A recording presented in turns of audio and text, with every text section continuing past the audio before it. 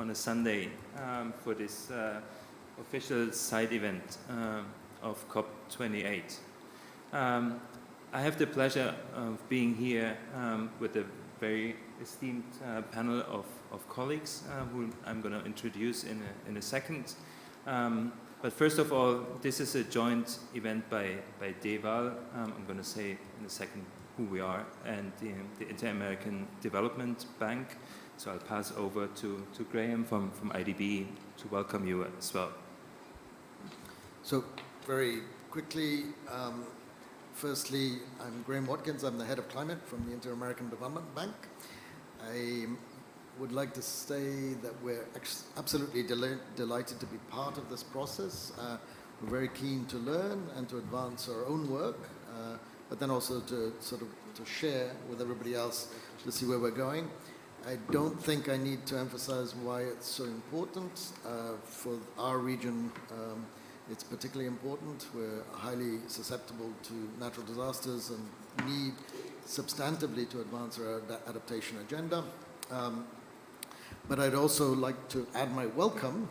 I know that getting around in this COP is not that easy. It's warm outside, and getting actually into the COP sometimes has long queues. So thank you very much for actually turning up and being here. And I'm looking forward to the discussion. Welcome. Thank you, Graham. So this session today is really about our experiences, our evidence from different research and evaluation projects and from operations about what works in adaptation and what doesn't.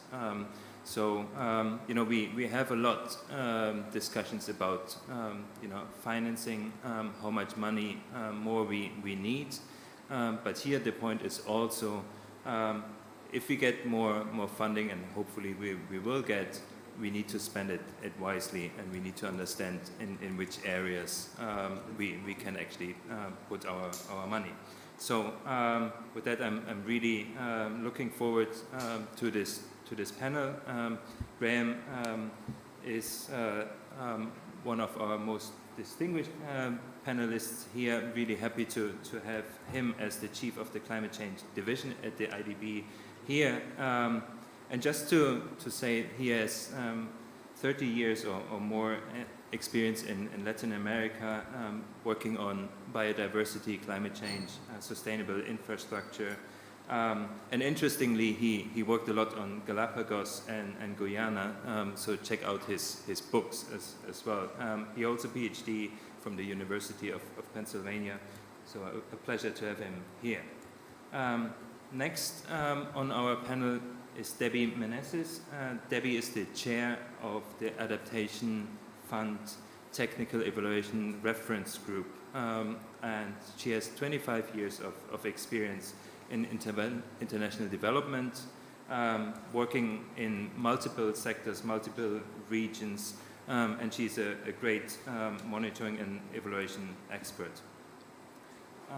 Then next to Graham sits my esteemed colleague Carmen Marquez Ruiz. She is actually the EU Climate Pact ambassador. She has 30 years of experience working in the European Commission on a whole range of topics, and she will bring a particular EU and European Commission perspective to this panel. And then Andreas, who made it on time and found his way through this building. He is the head of the Independent Evaluation Unit of the Green Climate Fund. He has extensive experience in impact monitoring systems, research projects, and prior to joining GCF, he worked at C4 at GIZ in Germany, and he holds a master's from the University of Copenhagen. Almost last but not least, my dear colleague Nanti. He's the lead evaluation officer at the Independent Office of Evaluation at IFAD.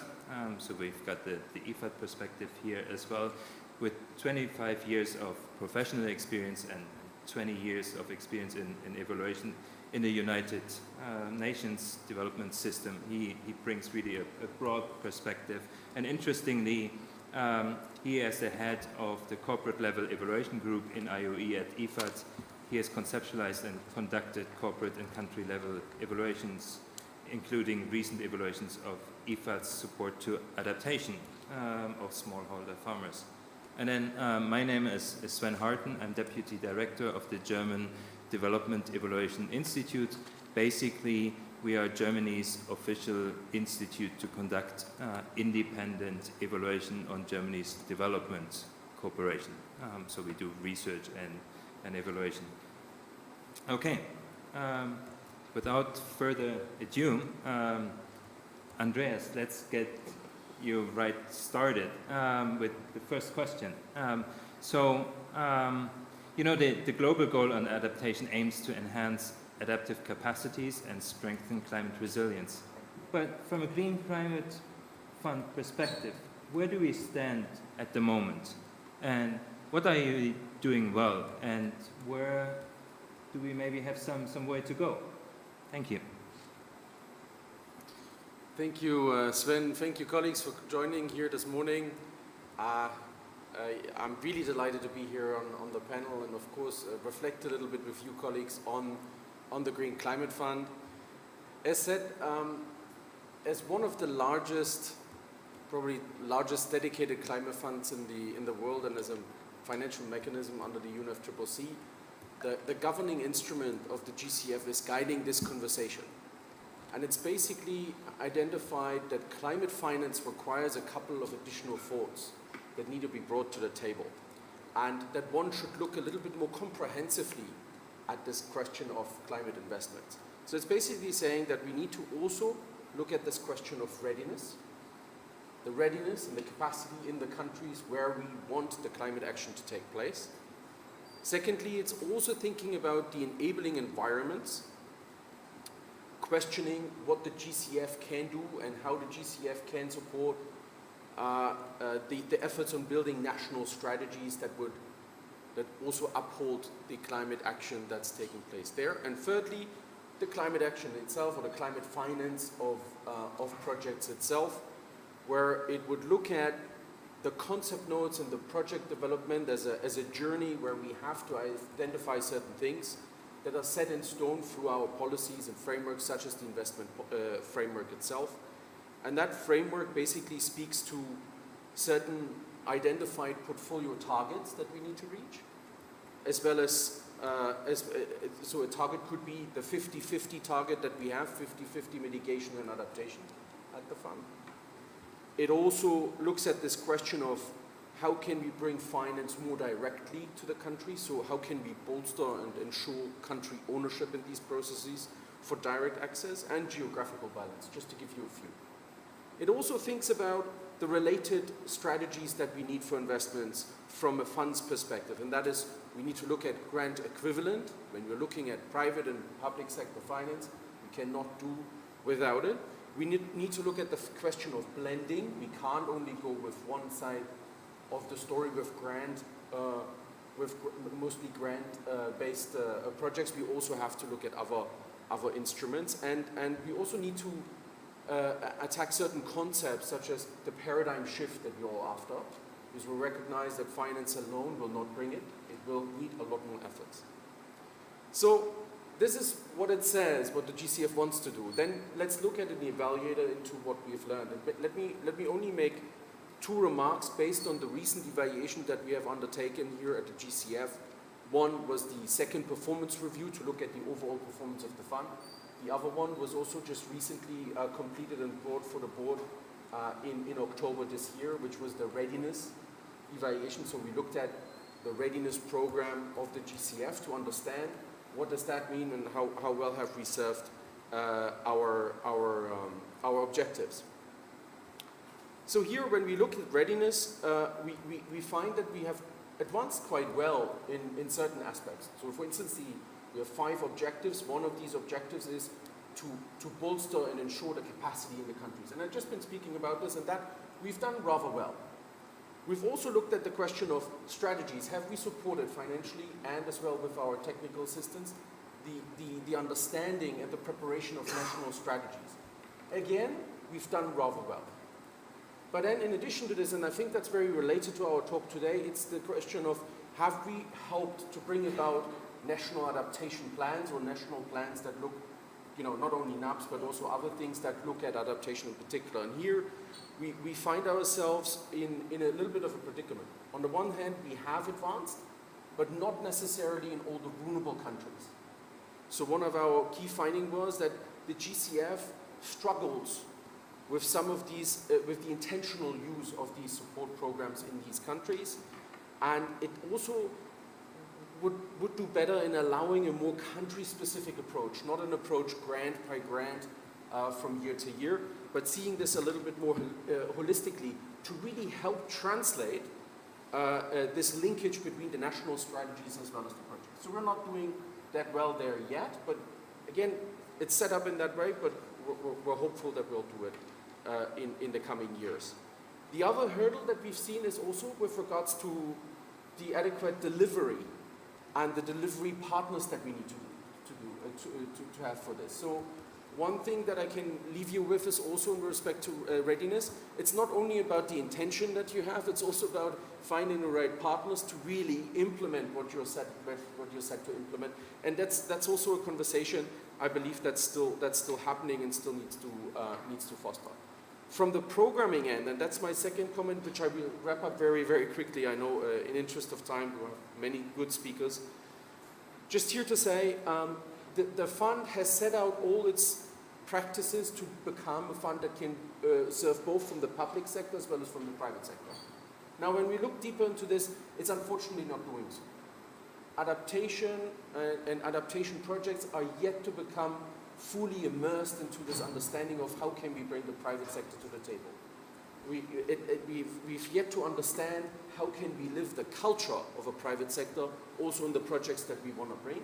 And that's not easy because a private sector would predominantly look for more flexibility, more predictability, and also a lot more set in stone policies that would really provide a good framework for the interaction in the countries, and that's still there with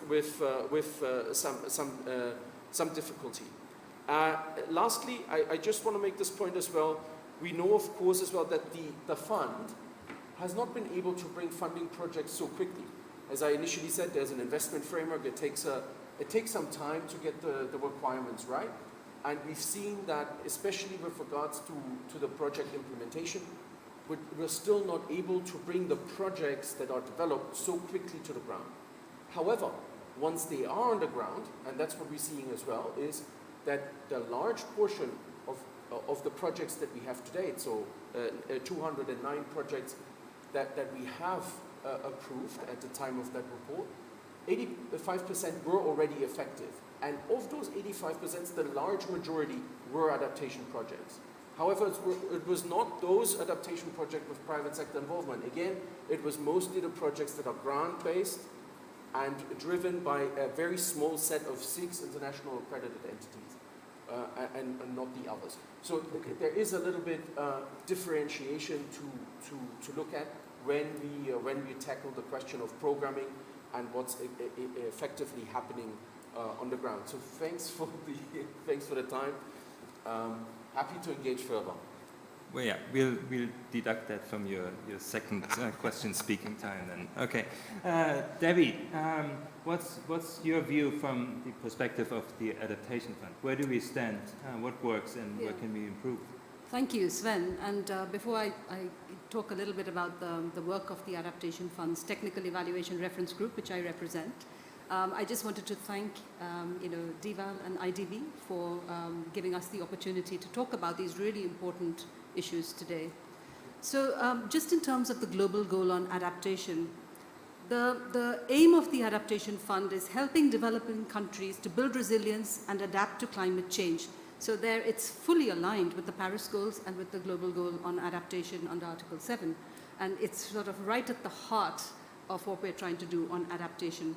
The Adaptation Fund has commitments of about $1 billion in grants. It's all grants-based financing. It covers about 160 tangible projects, serving about 41 million beneficiaries in the most vulnerable countries, which is really important.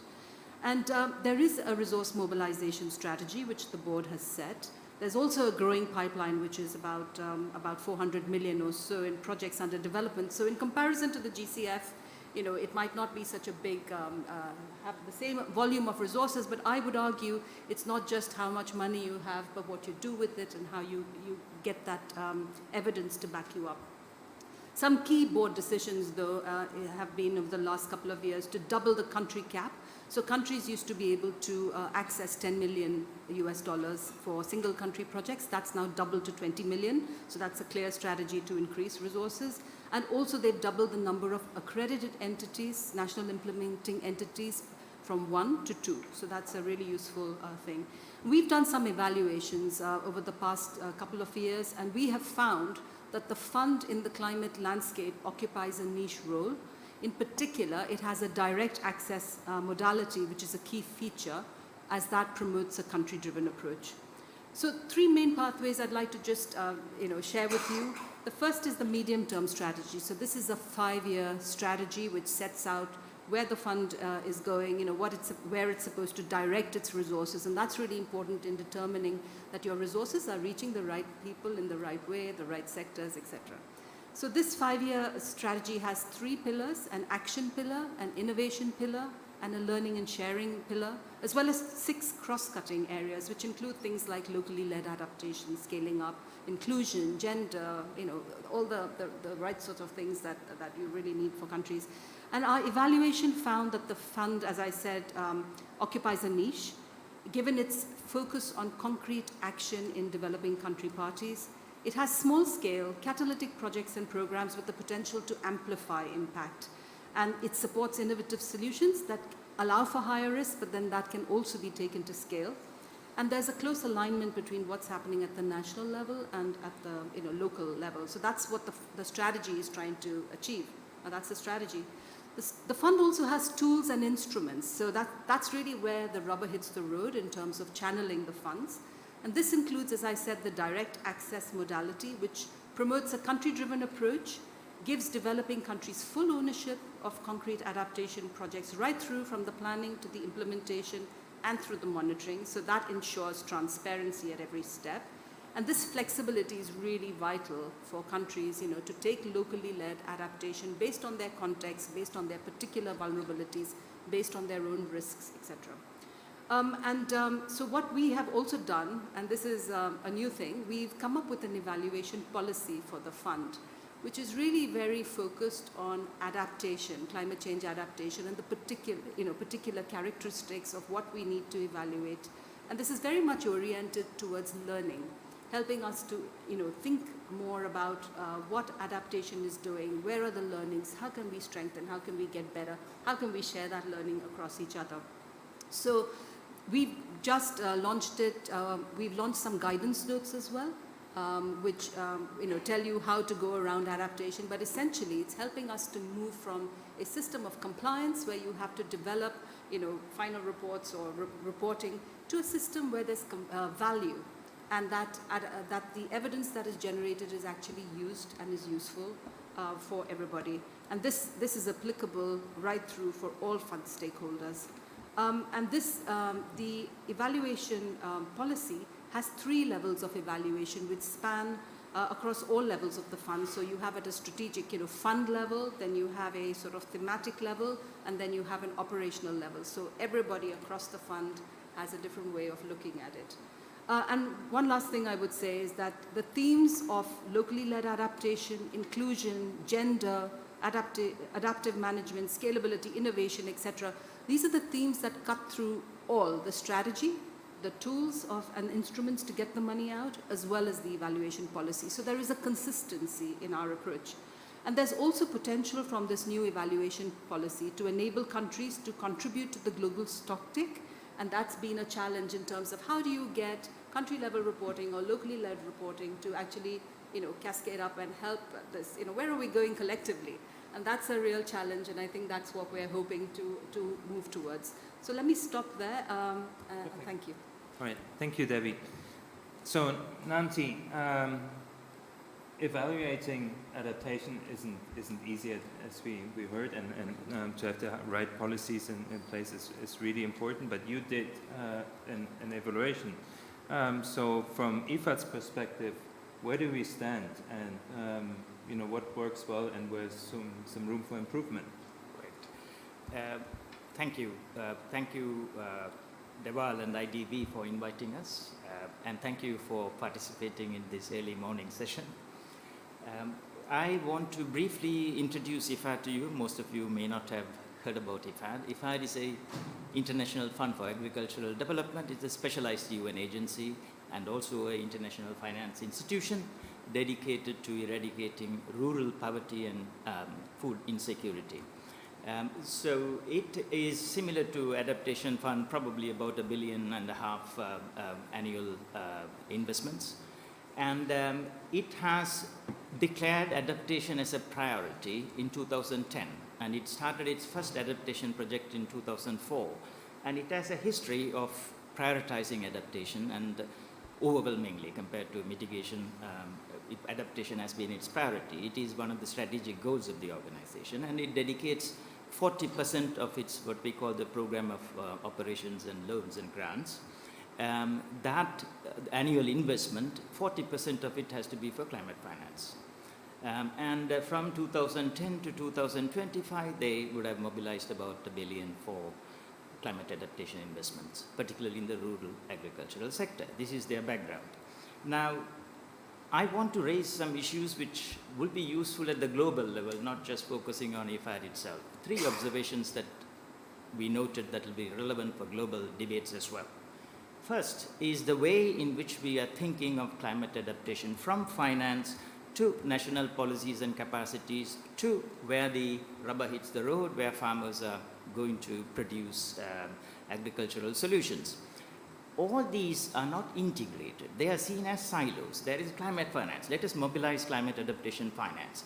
And then we will worry about how to convince the governments and support the governments to have policies for climate adaptation. And then we worry about the solutions on the ground.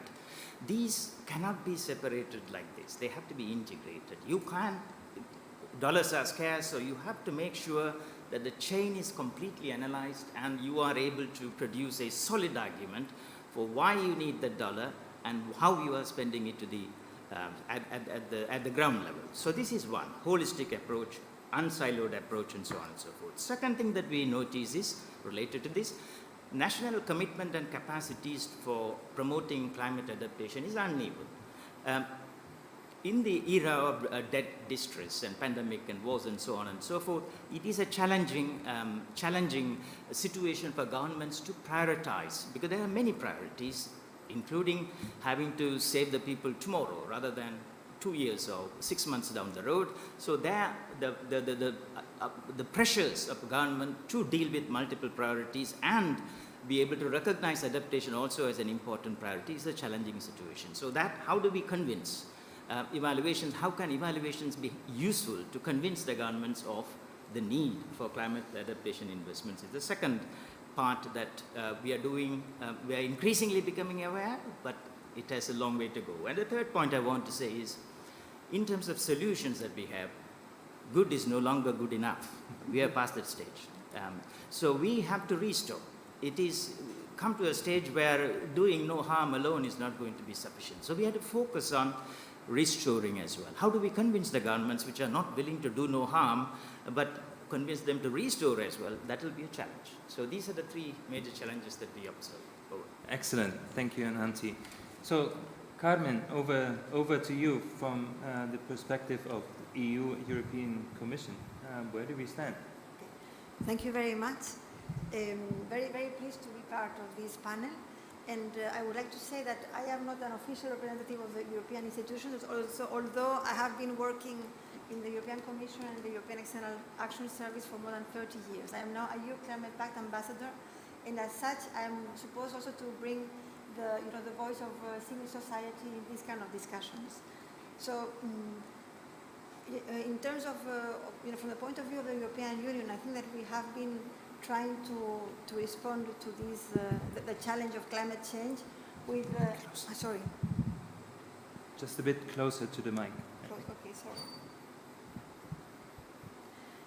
Yes, I was saying that as an EU Climate Pact ambassador, I don't represent necessarily the EU institutions, although I have an EU experience, and I would like to bring also the voice of civil society, and I would like to underline the fact that besides finance, we have also to make sure that we are also involving civil society and local authorities.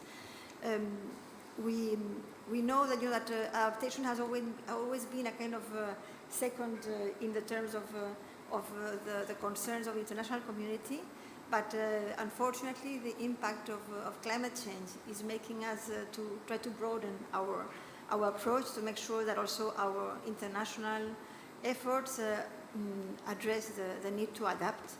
And now in this COP we have had the important progress of having a fund for loss and damage, and so it is a very important achievement, but also we still have to make a substantial progress in adaptation. So what are we doing well? Forgive me, but as a European, I am also very proud to say that the EU is the largest provider of public climate finance in the world. So in 2021, we provided 23 billion of euros.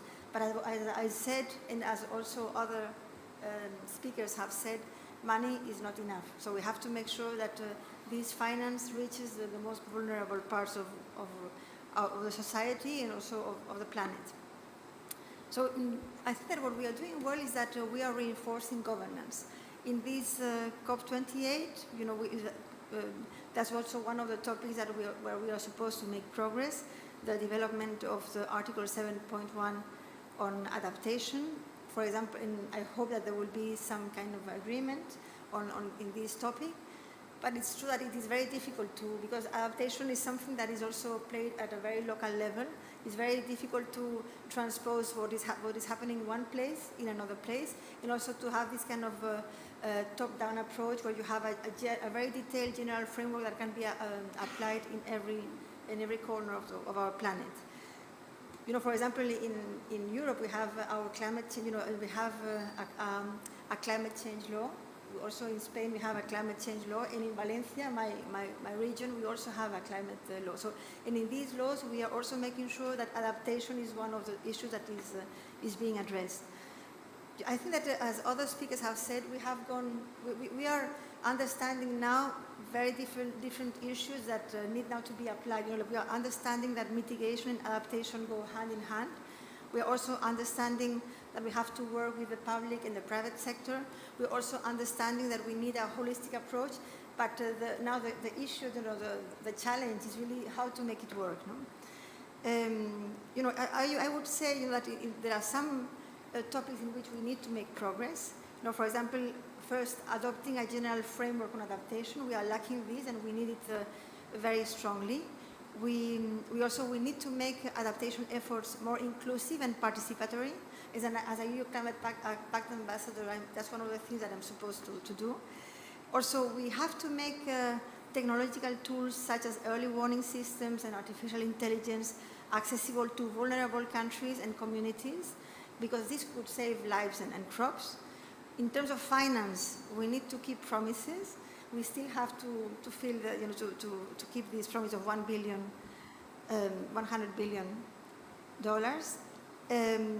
We also, because also we have to provide appropriate finance for the increasing needs.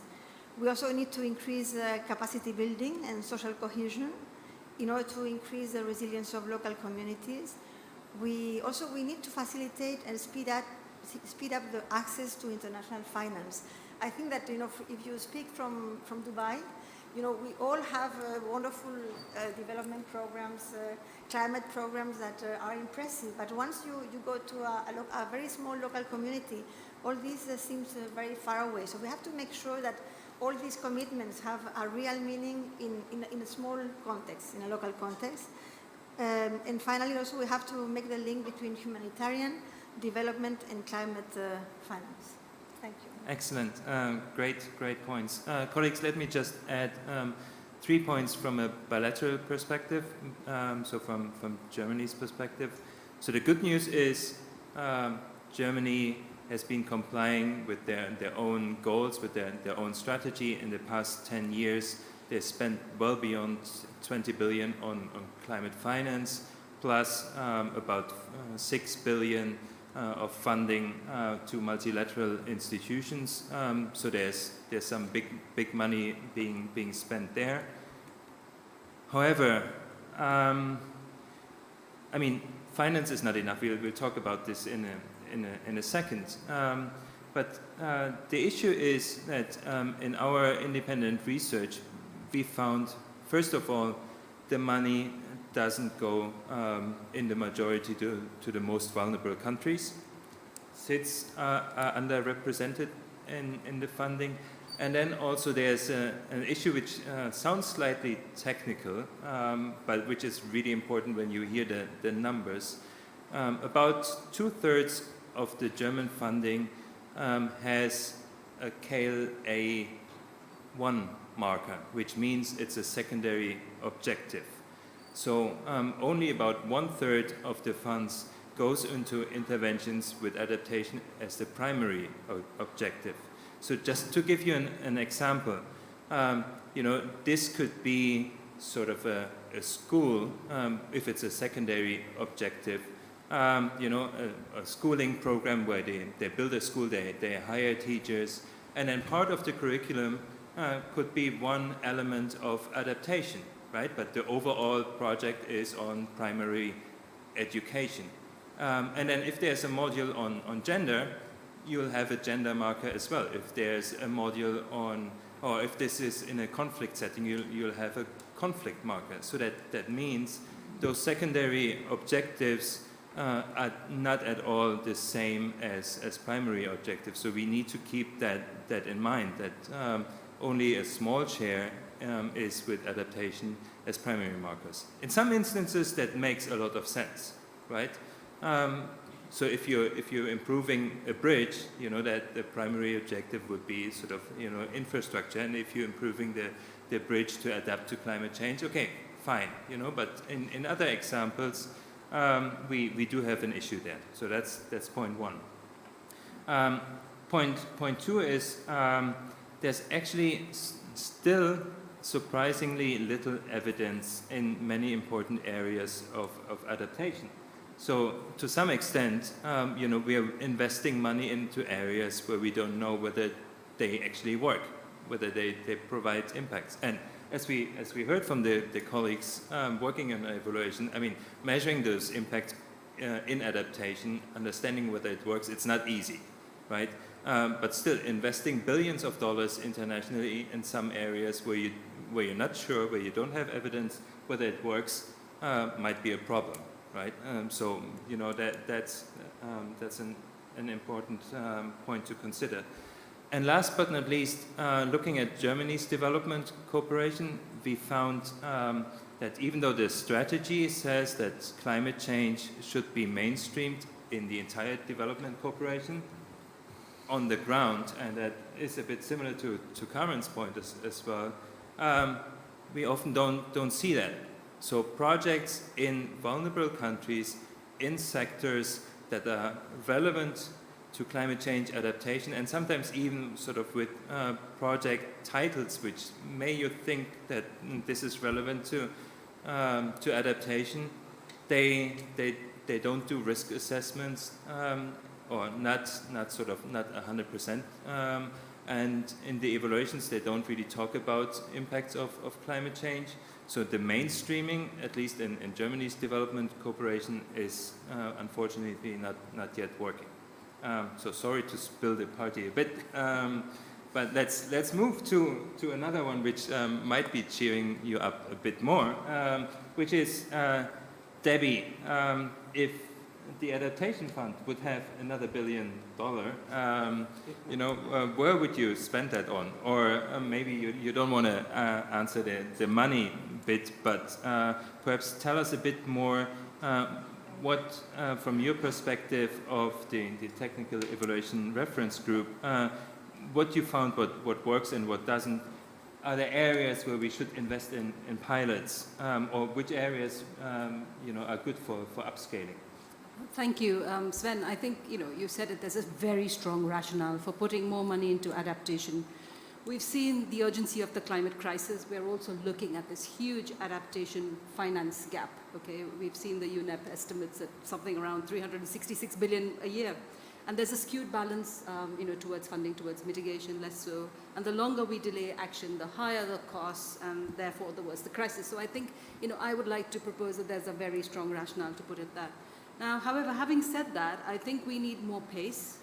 We need more ambition that is more suited to the complexities of adaptation and the new emerging risks. And we need better targeting. We need the instruments to be able to get funds quickly to communities where it's needed the most. I think the IPCC 6th assessment report estimates about 3.3 to 3.6 billion people living in hotspots of high vulnerability to climate change. So there's a clear rationale, as I said, for supporting that. Now, when we did our evaluation studies, I'd just like to point to two enablers in particular. I said before, it's not the volume of resources, but it's how you target it, how you direct it, how you ultimately get better quality climate adaptation. The first is invest in capacity. Practical experience from the funds project shows the need to think about capacity more holistically. I think all panelists have made that point. And our evidence shows that building local capacity, governance processes, and engagement of local communities, including civil society organizations, is key for effective and sustainable locally led adaptation action. For instance, if you have capacity constraints, it can limit access to funds, and the fund has a readiness program to support IEs. You need, to take adaptive management action, so that you need capacity there. You need to empower local agents as active agents of change, so that they're more prepared and they're more engaged. There's more buy-in and ownership. You need processes to build trust and commitment, etc., etc. And as well as I think you need absorptive capacity. So if $1 billion was suddenly to become available, do we all have the absorptive capacity? So I think that's a really important point. And in order to do that, I think you need systemic capacity, which also ensures that interlinkages and coordination happens between local and national decision-making processes and systems. It's really important for longer-term sustainability. The second one, and I'll be very quick here, Sven, is I would like to propose that evidence, and I would say this obviously coming from the Turk, but evidence can be used as an effective governance tool and a mechanism for learning, so that we can raise the ambition on adaptation, accelerate action, and ultimately deliver impacts for the most vulnerable people and the planet. And here I think, demonstrating proven returns from your evaluations can actually strengthen the case for drawing in more external resources to invest in and to scale up adaptation action. It can also help to determine, the evidence shows what's working, what's not working, so you can decide where to direct those resources so that it gets to those where it's needed the most. You can also think about new and emerging risks and cascading risks, and how that's moving us into new territory that we don't know much about. So we need to stay ahead of the crisis, and therefore, understanding, having better information, better preparedness, learning, etc., can really help. So I would propose that we need to invest in good quality evidence, data systems, and to allocate sufficient budgets for monitoring, evaluation, and learning at the outset. It's really a worthwhile investment. Many times we find when we go to do our evaluations that data is not recorded, it's not archived, it's lost. And this is a bit of a pity, because some of the intervention strategies that projects have during their implementation, especially in terms of adaptive management, that's not stored. So that's knowledge and information and learning that's lost. And we really need ways to capture them. And I just wanted to touch on one quick thing. We're doing some very innovative work on ex-post evaluations. So when a project finishes, you do a final evaluation, and at that point you think, what's the likelihood that this will sustain? And that's the project, it's over, right?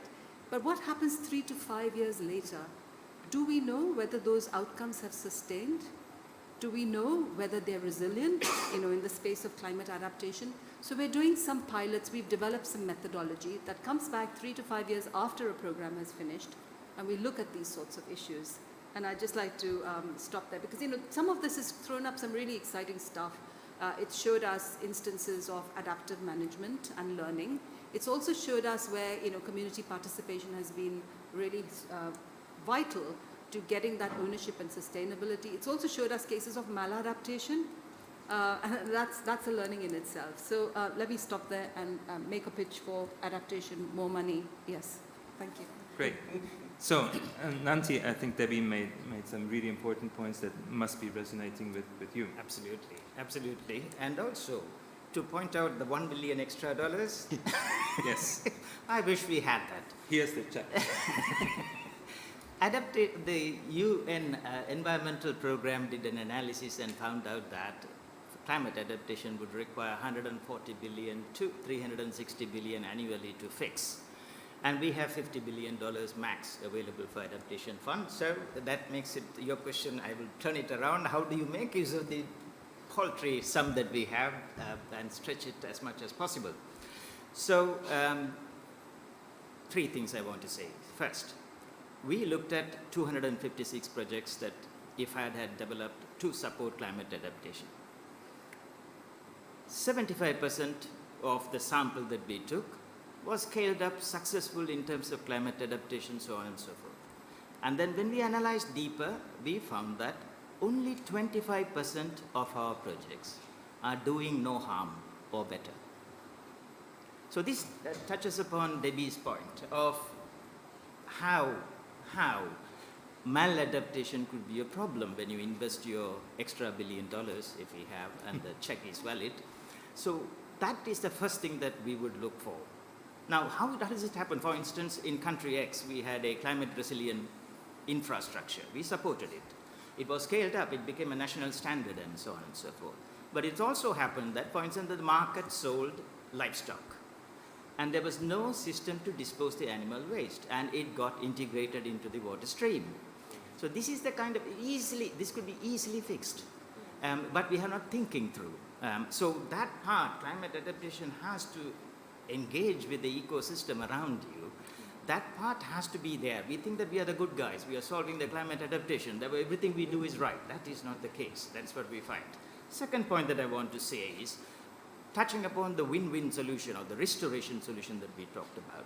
To convince the governments, you have to show that your program can not only solve the climate resilience problem and also address the environmental resilience problem that we talked about just now, but also give economic resilience. So all 3 resiliences have to be married together in order to have what we would call win-win solutions. And there are examples of this. At least 2 projects that we encountered, one in Kenya, Patana, and one in Brazil, Dry Corridor, so in that particular example, the 75% of the population get from their well brackish water. So now you have to restore the system and improve the water available in the groundwater. So how do we do that? That part is happening. But that is a 200 million project, and that was supported by GCF. And it was serving 6.5 million people. But it is possible because you need an initial layout for farmers to get water elsewhere until this is replenished and increased before you can do your practices. So the point is you need international finance to support these restoration projects in order to get them going. And the third thing I want to say is about commitments. And capacity was adequately, we fully endorse the capacity part. Commitments both at the national level and we forget at the smallholder level as well. You may have brilliant solutions, but why would they want to uptake it when there is a financial risk to that? Take us for instance, everybody tells us you should do regular exercise. How many of us do regular exercise? How many of us have a regular doctor's appointment? We say, no, we don't have time. We can't meet the doctor now. Same thing applies for smallholder farmers as well. They can't, even though they know, they have to change their behavior. How do you best change their behavior? One of the things that we find is peer-to-peer learning, farm field schools. If that is not possible, strong extension services to convince them that, look, these are the benefits of these things. These require resources. Extension services are severely underfunded around, but that's what we find. So these are some of the things that the dollar should go in terms of national systems of agricultural extension services. In addition to what she was mentioning about building a knowledge base of what you have as win-win solutions and do no harm solutions. I'll stop there. Okay, thanks for those staggering findings and really thoughtful remarks. Andreas, something a bit more uplifting, or how empty is the glass? Thank you, colleagues. It's always awful to go as the third in a bunch. I would have loved to say the same things and actually had put some notes down to say the same. But nevertheless, I've spoken before about, and remember that together with me here, readiness, national strategies, project with private sector involvement. We've discussed now these issues around the evidence that we need. So let me just make three quick points. Evidence, complexity, and the concepts of impact. So for me, and we've recognized this all, $1 billion additional is not going to make it. And I think Nanti has said it very eloquently, there is far more needs out there than 1 billion could ever cover. So when we thought about this at the fund and at the independent evaluation unit, we came to realize, okay, we can only help decision making to be better. And we have our mandate, so to speak, is to bring the evidence, the trusted evidence, to improve the decision making at the fund, perhaps even at a wider level. So for me, I would say we need to find this evidence to help us understand what works and what doesn't. So what we've done is we've done an evidence gap map at the IU for climate change adaptation. And we just simply looked at a two-dimensional model to say, okay, what are the intervention types that we know of, in which sectors are we usually going for adaptation? And that is usually the water sector, the land use sector. Then we have forestry, fishery, agriculture, very, very close to IFAD's business model, but also other considerations that are more with regards to societies. So health considerations, economic considerations. And we looked at the literature, and the first thing that we found was there's absolutely no mentioning of climate change adaptation before 2015, or sparsely in the literature, in the impact literature, I should say. So we really wanted to understand impacts, what do we know? But starting with 2015, we found a lot more. And so we looked at about 10,000 studies to see what do we know, what works and what doesn't, in these sectors along the different outcome chain that one could think about when thinking about resilience. So about adoption of new activities, addressing shocks and stresses, as well as the adaptive capacity that we've been speaking about, as well as enabling environment. What we found is there's lots of evidence out there. It's just not necessarily found easily. But it's still not enough. So we were saying there's also geographical differences. There's lots of evidence in the sub-Saharan African region. There's very little evidence when we come to Latin America. We've also found differences in sectors. There's a lot about agriculture, but there's very little about the water sector. Water being one of the key elements now in this year's conversations. My recommendation would be let's look at the evidence. Let's try to bring evidence to the table. It's perhaps also to us, to our funds, to look at areas where we don't have any evidence and go in with the opportunity to also fail with our projects and learn from these failures. And go into these areas in water and the land use ecosystems to better understand what works and what doesn't. Interestingly enough, we also overlaid this. We just wanted to know, we overlaid this as well with the international finance given through the GCF and through other bilateral donors to understand where is the finance currently going in the climate finance space. And what we found is there's certain areas where there is very little finance, and certain areas where there's a lot of finance but very little evidence. So in particular, when I describe to you a little bit the resilience pathway, one that's really important is the enabling environment. We need to have ecological systems. We need to understand the ecological systems. We need to understand the institutional setups that we need in countries. And what we found is there's very, very, very little evidence out there. So that would be my recommendation to go for that. The second point that I wanted to make is on the question of impacts, on the question of complexity. So one thing that we found is we ask ourselves, okay, we obviously, money is not enough, so we need a complete paradigm shift in the system. We need to rethink how we do things in order to make the targets that we have set ourselves. And here we looked at the question of, okay, what's paradigm shift? What's transformational change that's always spoken of, right? And it's in fact not really truly conceptualized, but we tried at the unit to look at factors that are very important for paradigm shift according to the literature. And what we found is when we applied these factors across the GCF projects, we found that adaptation projects are far more likely to succeed because they are complex in structure, they look at many different sectors, so they address a lot of these different factors that we need for paradigm shift. Paradigm shift needs to be wide, it needs to have a wide impact, it needs to have a deep, certain depth in impact, it needs to have innovation on its core, and all of these things are mostly very, very close to what we want to achieve with adaptation projects. So here I go to say, adaptation, that's the right way to go, right, for the paradigm shift that we're looking for. There's, however, not really a very systematic approach when we come to the indicators. So we don't understand the depth of impact that we are after. And that's also something that we really need to look at. So I really applaud to you. I would have said exactly the same. We need to look at a monitoring innovation system that's a little bit more widely applied that we can all subscribe to in some way or another. Lastly, just on innovation. What we found is innovation is not necessarily a technological innovation.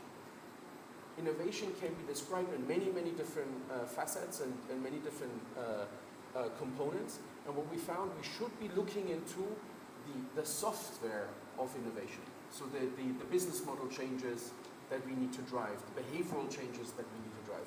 So again, my third one would have been on the impacts and concepts. So I really think we need to rethink how we think about impact, and in particular when we think about innovation, that we should be looking not only at technology, but rather at the societal innovations, the business model innovations that we need. That's it. Thank you, Andreas. So Carmen, from your perspective, where can we pilot or upscale? Well, you know, I would say that I am very lucky that I am the last one, because I have been able to learn from the other speakers. And I would like to say that, you know, in my view, I agree with the three enablers that have been mentioned. One is the importance of empowering local communities. That's essential. Without these, we will not go very far in terms of adaptation. And this means, of course, capacity building, but also it means improving social cohesion and also investing in sustainable development. Second, it's very important to have evidence, you know, to have the proper basis for wise policy decisions. And also we need to think of innovation and support innovation, but this innovation should not be understood only in technological terms, also in social terms. And then I would like to share with you some priorities that are things that, in my view, would help us to, you know, to deal with immense challenges that adaptation to climate change are developing for all of us. First, I think that we need to make sure that this ecological transition goes hand in hand with data and you know and new technologies transition. So we need to invest in data as a basis for policy decisions, but also in order to prevent damage. So facilitating access to vulnerable countries and vulnerable communities to new technologies such as early warning systems and also artificial intelligence. These, you know, if we are able to take this into the picture, I think that we would be much more effective. I was yesterday in a panel where, you know, a representative of Google was saying that if Google and Microsoft were able to pool resources, they would be able to achieve a reduction of greenhouse emissions of the scale of the EU.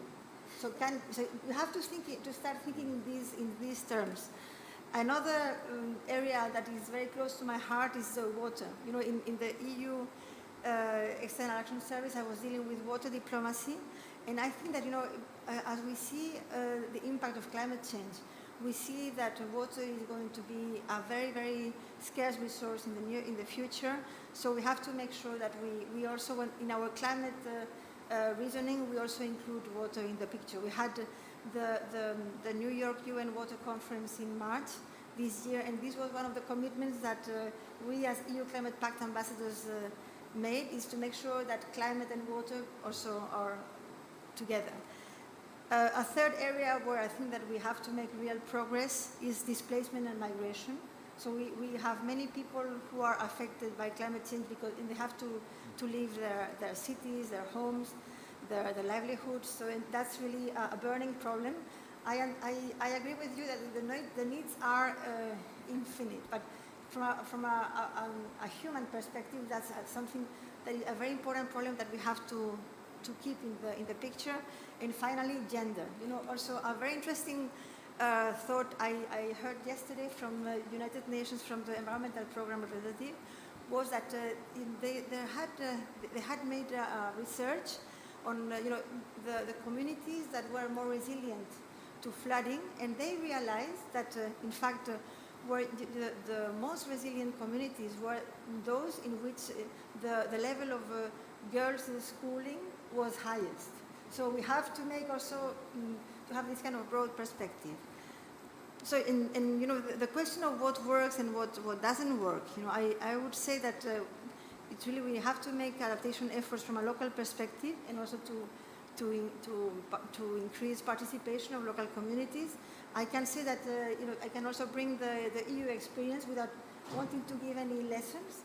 But we have we have an EU mission on adaptation where we are trying to fund the projects that come from the different regions. We have now, for example, 112 EU cities that have committed to become climate neutral and are getting the support from the EU. And 7 come from Spain, and one of them is Valencia. And by the way, Valencia is going to be the EU Green Capital next year. So, and also another important initiative is the EU Climate Pact. We are like 700 Climate Pact ambassadors, and one of our roles is to make sure that at the local level we have this kind of participation. We promote, we inspire citizens to do that. And what we shouldn't do is to have this kind of top-down approach. Perfect, thank you. Let me just add a few quick points from the bilateral perspective.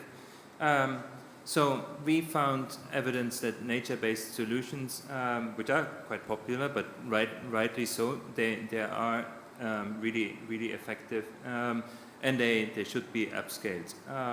Secondly, we also found that support to NAP and NDCs is very effective and should be upscaled, especially in LDCs, which were underrepresented, at least for the German bilateral cooperation, and also only in one case for the German cooperation combined with policy-based financing.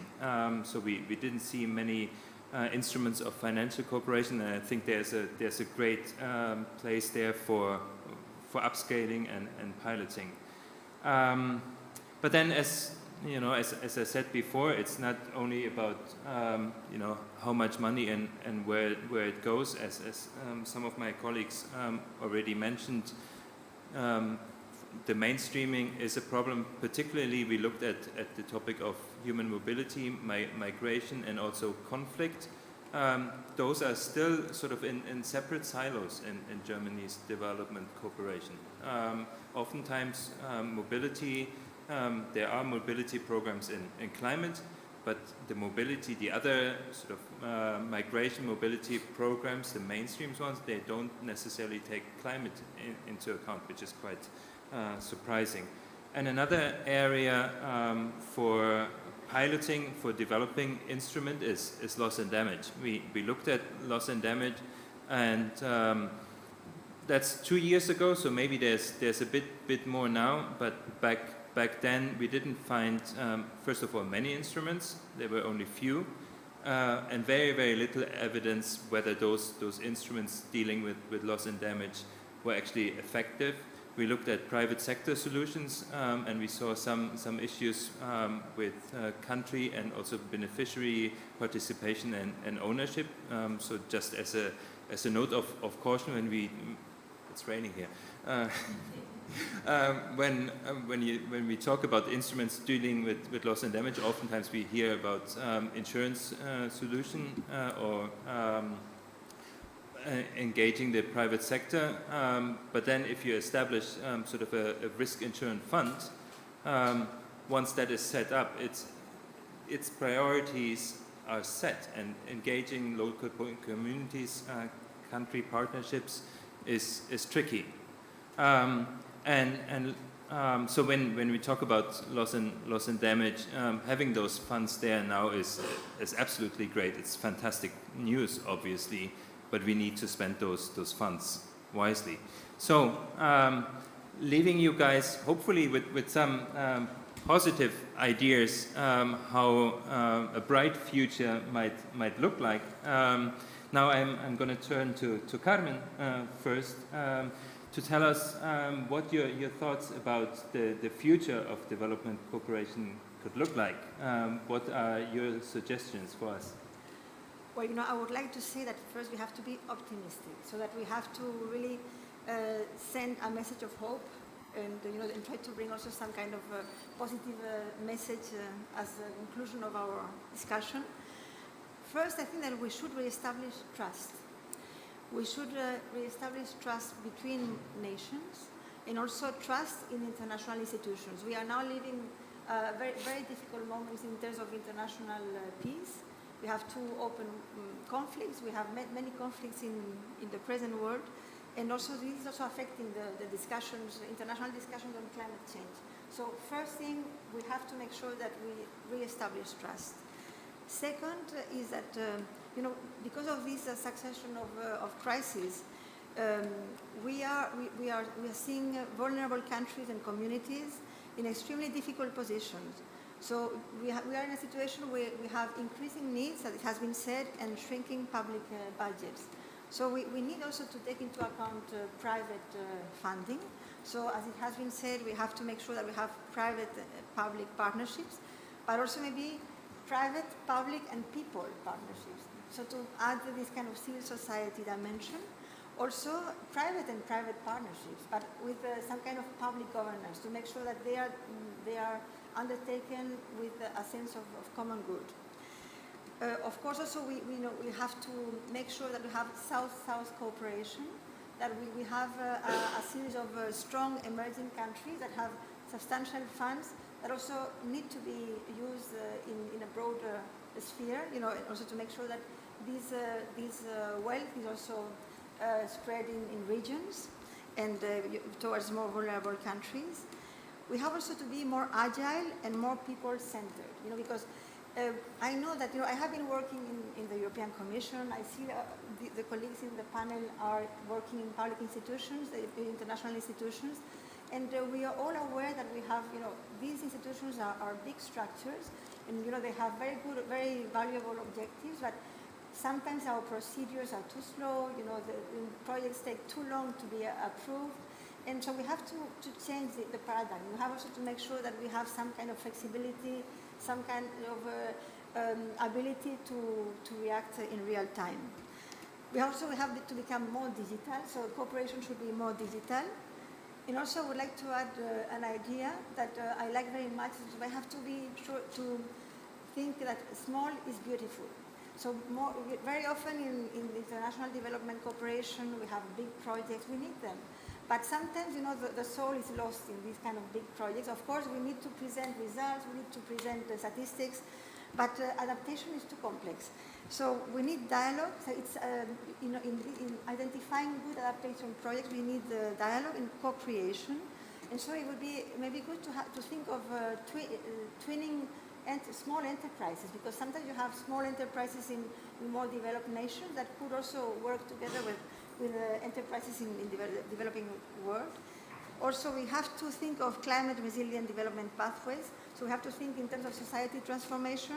That is key and is closely related to SDGs. Perfect, thank you. So we're slightly running out of time. So colleagues, just briefly, perhaps one point you'd like to make on the future of development cooperation. Nanti, you go first.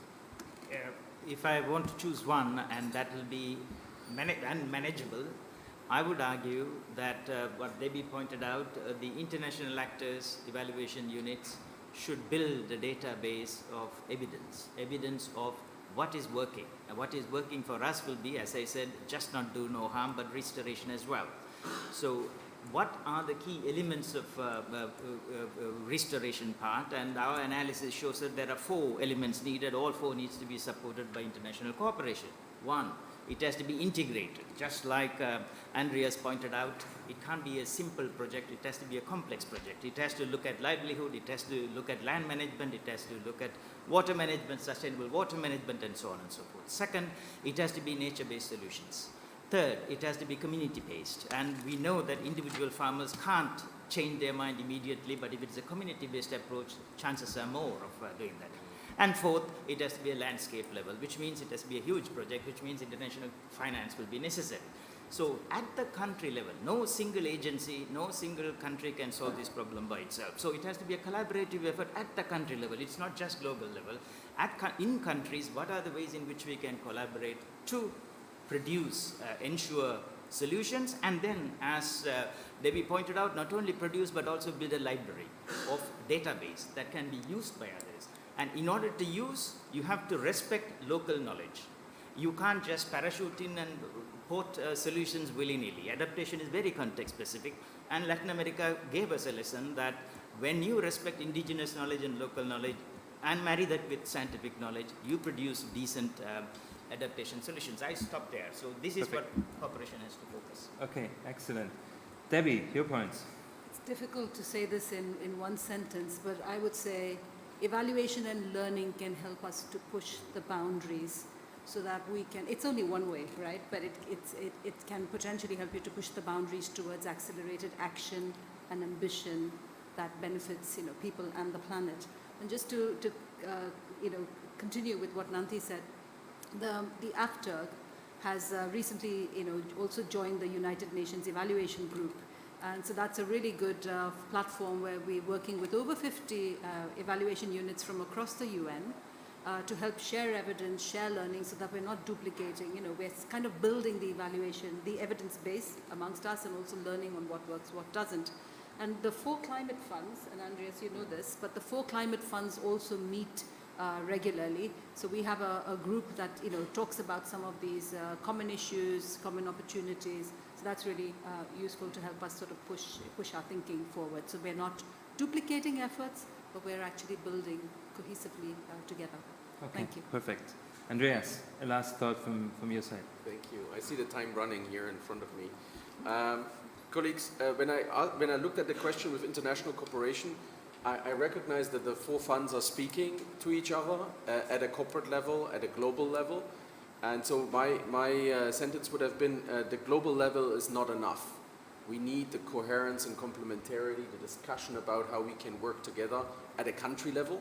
And this goes very much to the heart of Nanthi's point. And at that level, we need to clarify each other's roles and responsibilities. It needs to be an intended approach of how we are working together at a country level. It cannot be, I'm doing this, I'm doing that. It needs to link to we need to link to one another. And that brings me to that big concept of partnerships.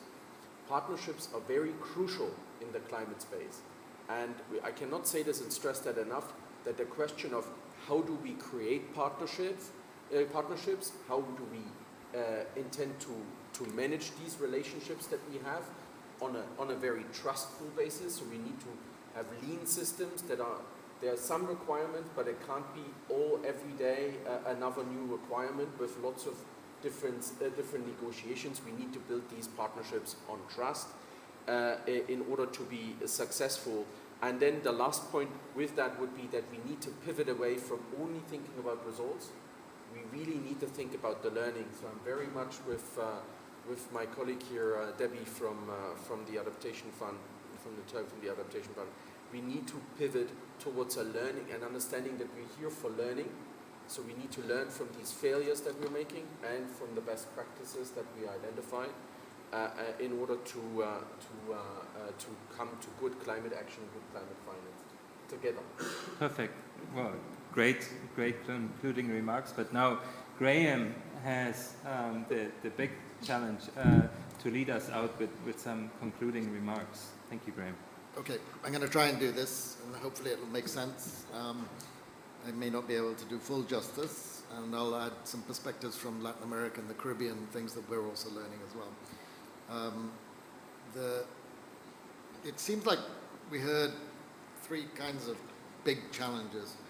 One of them is actually, you could call it a reality challenge, and I think there actually in Latin America and the Caribbean we're winning that. We now have ministries of finance that are directly engaged with the issue of adaptation and the issue of climate resilience. It's become full frontal because when impacts take place, you're getting massive fiscal consequences, and they're paying attention to that. That's a step change, probably has been taking place over the last 10 years. I mean, if you want an example, the president of Guyana in a panel yesterday or the day before basically said, look, we had one flooding event that cost us 10% of our GDP, right off the bat. That kind of impact, when it's repeated, is going to be huge. We're already seeing that in places like the Bahamas, Barbados, across the smaller countries. But interestingly, now we're hearing it from the larger countries. Argentina just suffered droughts, fires, massive impacts on agriculture, affecting GDP directly. So that reality check, I think, is starting to come on board. And since ministries of finance are our partners, we're having that discussion with them, and it's a frontal discussion. It's a major issue. The other issue that's been raised a lot is that these impacts not only have fiscal consequences, but they fall on the most vulnerable. That's becoming clearer and clearer all the way through Latin America and the Caribbean. So we're also working on that, and it's pulling back the poverty gains that we've made over the last 20 years, which is a huge issue from our perspective. Second big challenge area is financing, and we've spoken a lot about the financing challenge. In addition to the fiscal impacts questions, there's the question of, if it's going to be public sector that has to spend on this, this is a spend that you're making for a future gain. That makes it quite complex, and that you have to compete with education spending, health spending. It's not an easy set of decisions to make for a government. And I think that's a real issue. I think countries are starting to work out how to deal with this and to move forward. The other really big problem, and we've mentioned the question of private sector involvement, is that there's no direct return. There's no revenue stream associated with an expenditure on adaptation. That makes it very complicated to attract in private sector into these structures. But we know we need private sector. And I'm going to be super negative about money. I mean, I'm sorry, but let's be real about it. We estimate that for climate action in Latin America and the Caribbean, you need between 470 billion to 1.3 trillion every year. Right now, concessional finance is 1 to 2 billion. Let that sink in. It's not just a drop in the bucket. If it dropped in the bucket, you wouldn't actually see it in terms of what you need. So let's not depend on concessional finance, on grant finance. The money is going to have to come from somewhere else. Even if you look to the MDBs and the climate finance that comes from bilaterals and multilaterals, you're probably talking about 15 to 20 billion right now. That could be expanded. Yes, you can triple that. Let's call it 60 billion. That's a drop in the bucket. We're still not there. So it's going to be public and private spending that's going to have to take us all the way through to this. And we're not clear exactly how we're going to do that. So I'm sorry it's a bit negative, but it's a fact. It's the truth. The other big challenge area is knowledge and awareness, I think. And that runs from, this morning I was talking to the Dominican Republic government about the fact that we did some work on cost and benefit analysis on both adaptation and mitigation for the Dominican Republic. Once you can do these kinds of analyses, then the government itself not only begins to own the question of what I need to do this. It's not a question of do I do it or do I not do it? I have to do it. And then it gives them the evidence to be able to talk to their people about why I'm doing this.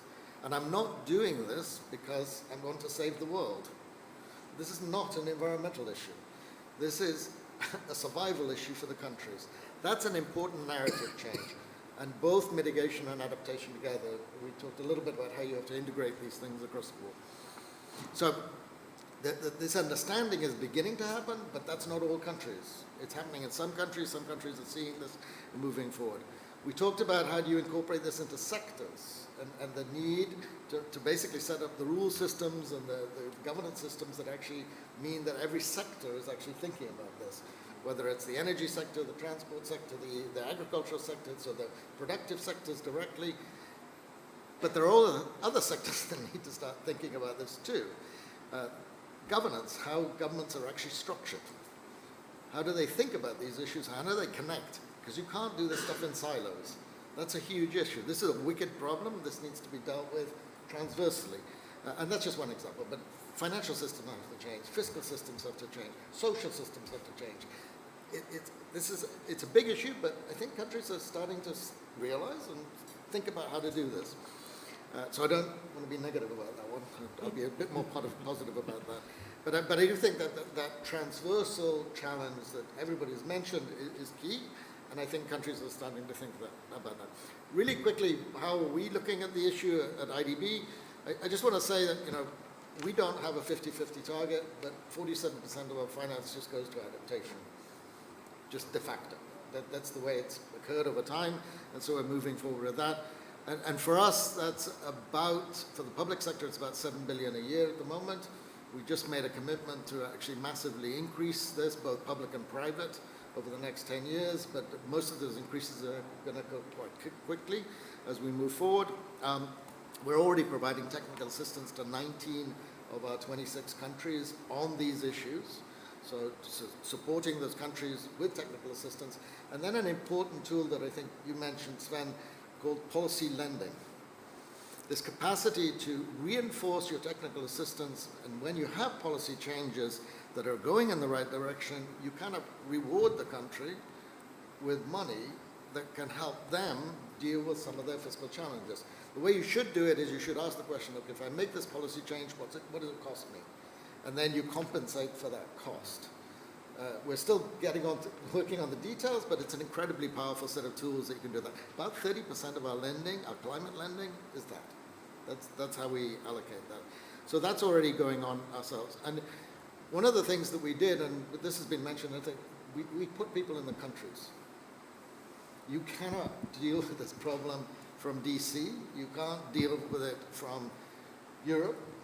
It's got to be dealt with in the country, and that allows you to have the dialogues and narratives in the countries that is beginning to move us towards this concept of country platforms, being able to collaborate and deliver what countries want directly.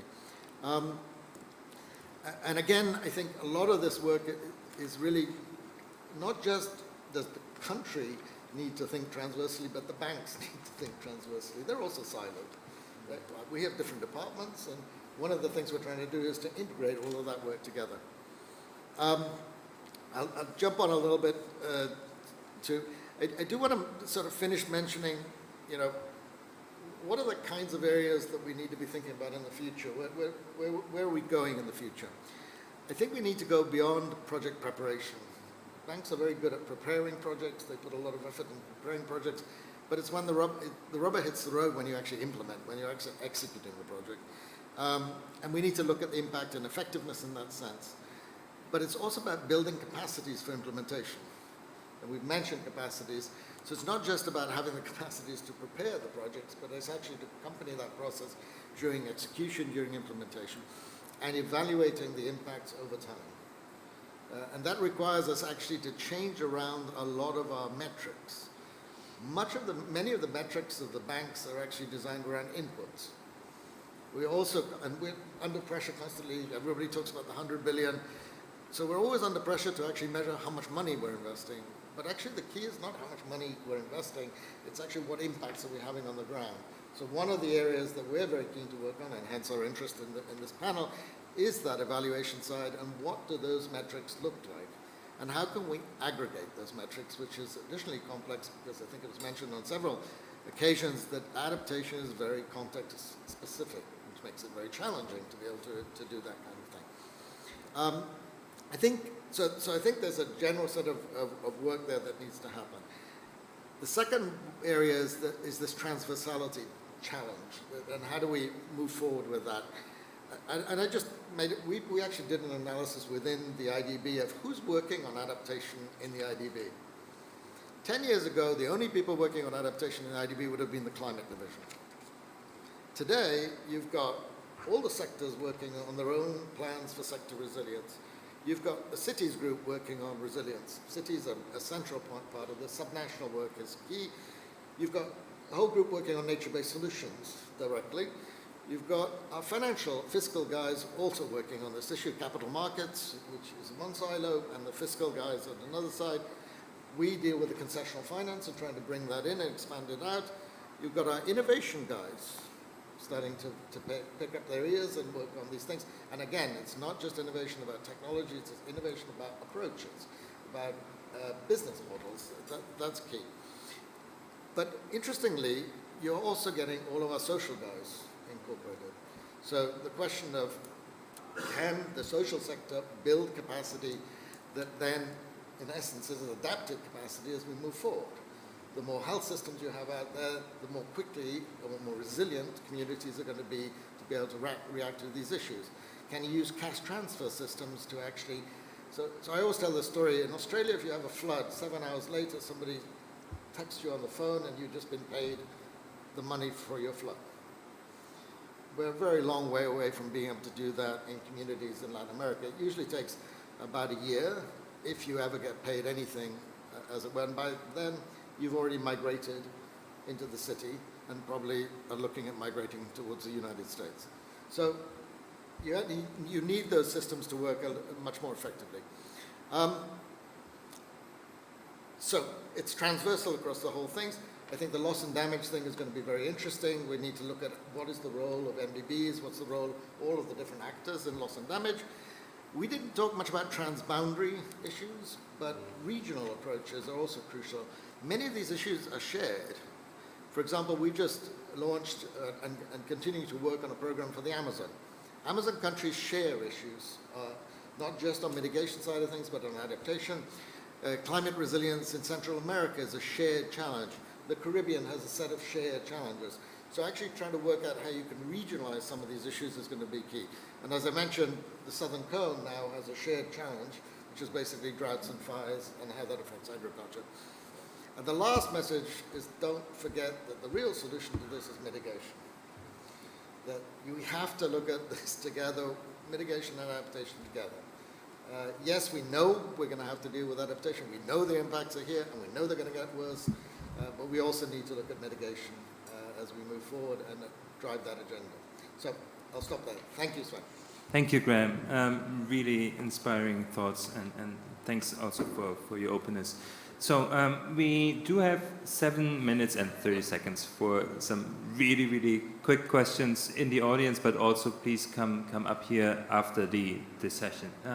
Anyone with a burning question, please raise your hand.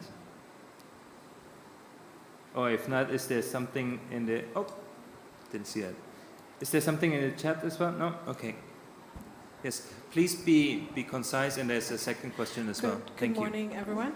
My name is Chika. I'm from Zambia. I'm with the Securities and Exchange Commission in Zambia. Thank you very much to the panelists for this discussion. I heard a lot of issues. I think IDB did mention about money is not enough, getting funding is just not enough. And the Commission is actually on that path as well, because we want to try and see if we can raise the finances ourselves instead of waiting for that financing to be given to us. So we've tried to bring in ideas of things like green bonds and trying to bring people to actually invest in these green bonds. But we're having 2 challenges. One, we don't have issuers who are ready to come and have their securities registered. 2, we don't have subscribers, people who are willing. Okay, if you have an issuer, are you going to have people coming in to subscribe to these bonds? So what we want are actually ideas on how we can actually progress this idea and get people to come in and see that this idea is actually a good idea for raising a climate fund. Thank you. Okay, perfect. And from the gentleman, yeah. Oh, yeah, pass. There's. Okay. Thank you. Jason Judd, Cornell University. I like the example of the Australian floods and wonder on not the physical side, but the social side, what it would take to deliver to, say, apparel workers in Bangladesh or Honduras, payment for losses due to extreme heat or wage losses due to extreme heat or flooding. Okay, perfect. Graham, the green bonds, and could you respond to both questions? I think we could share quite a lot of information from the successes that we've had in Latin America and the Caribbean. One of the things as a bank that we've done is actually set up a registry or a platform for transparency for green bonds. And we don't just work on green bonds, but also work on a broad set of thematic bonds that can include catastrophe bonds, can exclude blue bonds. But part of this is actually making it clear to everybody what are the opportunities, who's looking for money, how to connect the investors to the actual demand. I would raise a caution here that what we've also found that with green bonds is the question of the green premium. So what often happens is you develop a green bond, but then it gives you no better return. It doesn't reduce your return compared to a plain vanilla bond. So it becomes actually a lot of extra work for not much return. So that's one area you can look at. We're also looking at sovereign sustainability linked bonds directly. Those have a very clear reduction, step down. Some of them have step up as well. Uruguay released one recently, and they're working on additional ones now. Chile has also released one. Those are the first countries in the world to actually set those up. They're not use of proceeds bonds. They're actually based on delivering results. And those results are connected to the NDCs. Those are promising and interesting models. In COP, we're also talking a great deal about doing 10 pilots, which actually look at this kind of process throughout the region in terms of advancing an agenda. It's called Bid Klima, as whatever, that's the tag name for it. But basically, it's a pilot where we're putting $1 billion into this process, where we will reward countries reducing the cost of capital by about 5%. If they deliver on end results, but also for projects that are climate related, which can be adaptation or climate resilience. Graham, the live stream will shut down in 3 minutes. Okay, very quickly, your question, we should sit down and talk more detail about it. It is costly, but we are already establishing cash transfer programs in Latin America, but not for this particular process. And so now we're piloting and experimenting to see whether or not you can actually do that. We have 2 or 3 pilots that we've already begun, but cash transfer mechanisms actually exist in many countries already. So it's about taking advantage of that. The biggest problem is data, is knowing to whom you should be transferring the cash, and also setting up the infrastructure to be able to do that, the digital infrastructure to be able to do it.